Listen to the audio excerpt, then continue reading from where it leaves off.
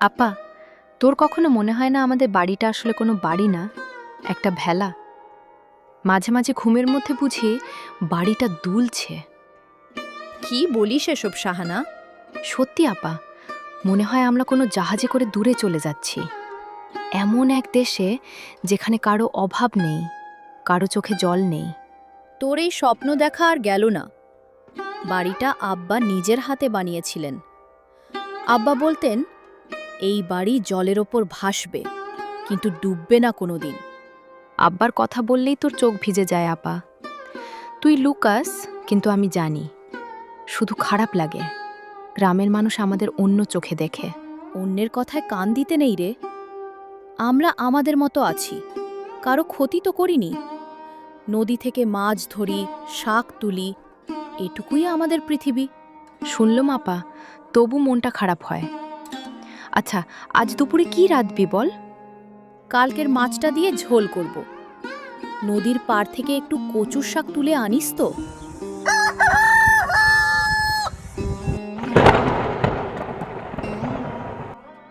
আপা, ওই দেখ মেঘগুলো কেমন কালো হয়ে আসছে, নদীর জলও কাল থেকে বাড়ছে।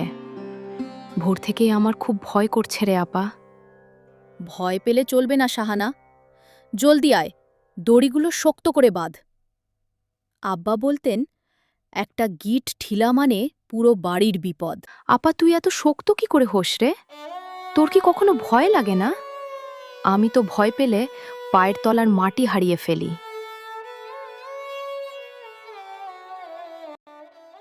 শাহানা, রুবিনা, এই নেমা, তোদের জন্য গরম খিচুড়ি এনেছি। কাল বাজারে গিয়ে শুনলাম চারিদিকে বন্যার সতর্কতা দিচ্ছে।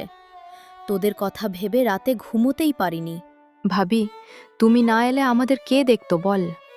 পুরো গ্রামে তুমি একাই আমাদের খোঁজ রাখো। লুবিনা, একটা জরুরি কথা, সাবধানে থাকিস। কাল দেখলাম শমশের শিকদার মাপজোখের লোক নিয়ে তোদের এই পাড়ের দিকে তাকিয়ে দাঁড়িয়ে আছে। কেন ভাবি, উনি এখানে কি করবেন? এই জায়গাটার ওপর শমশেরের নজর পড়েছে। সে এখানে মাছের ঘের করতে চায়। তোরা একটু আমজাদ মাস্টার সাহেবের সাথে দেখা করিস। আর এই নে, একটা শক্ত দড়ি এনেছি, বর্ষায় কাজে লাগবে।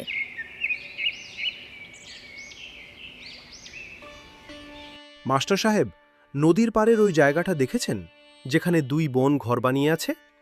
ওখানেই আমি একটা মাছের ঘের করতে চাই। বছরে লাখ লাখ টাকা আসবে। শমসের, ওদের আব্বা সুলেমান আমার ছাত্র ছিল। সে নিজের হাতে ওই ঘর বানিয়েছিল। ওদের তাড়িয়ে তুমি কোথায় পাঠাবে? একটু মানবিক হও। মাস্টার সাহেব, এটা ব্যবসা, এখানে আবেগ চলে না।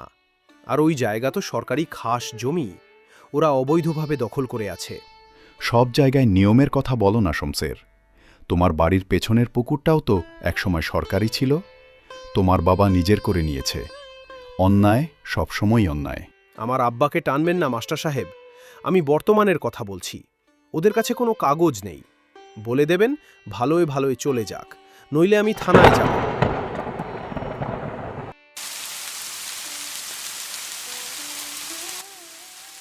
আপা, ঘরে জল ঢুকছে, দড়িটা ছিঁড়ে গেছে, বাড়িটা কাঁপছে।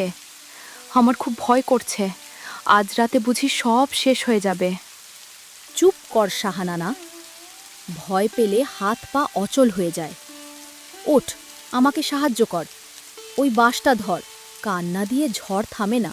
আপা, কখনো কখনো মনে হয় আব্বা বুঝি ভুল করেছিলেন এই ভাসমান বাড়ি বানিয়ে। মাটিতে ঘর হলে অন্তত পা রাখার জমি থাকতো।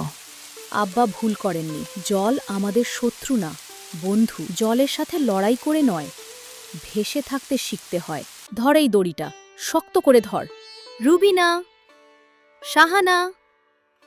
শমশেরের ছোট ছেলে সোহেল নদীতে পড়ে গেছে, স্রোতে ভেসে যাচ্ছে। কি বলছো ভাবি? সোহেল নদীতে পড়ে গেছে?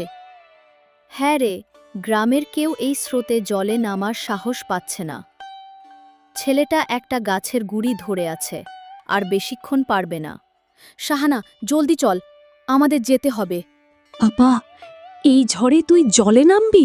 তুই পাগল হয়েছিস? একটা বাচ্চা চোখের সামনে মরে যাবে? সময় নেই, ভেলাটা খোল। আমি আগে যাচ্ছি, তুই পেছনে আয়। ভাবি, আমরা না ফিরলে মাস্টার সাহেবকে বলো আব্বার কাগজ ওই টিনের বাক্সে আছে। রুবিনা, শাহানা, তোমরা নিজেদের জীবন বাজি রেখে আমার ছেলেকে বাঁচালে। আমি তোমাদের উচ্ছেদ করতে চেয়েছিলাম, আর তোমরাই আমার বুক খালি হতে দিলে না। আমাকে ক্ষমা করো মা। শান্ত হন শমশের কাকা, ছেলেকে বাড়ি নিয়ে যান, ও খুব ভয় পেয়েছে। ক্ষমা করা কঠিন না কাকা, কিন্তু অন্যায় করা মানুষের মন বদলানো কঠিন। আপনার ক্ষমতা মানুষের উপকারে ব্যবহার করুন।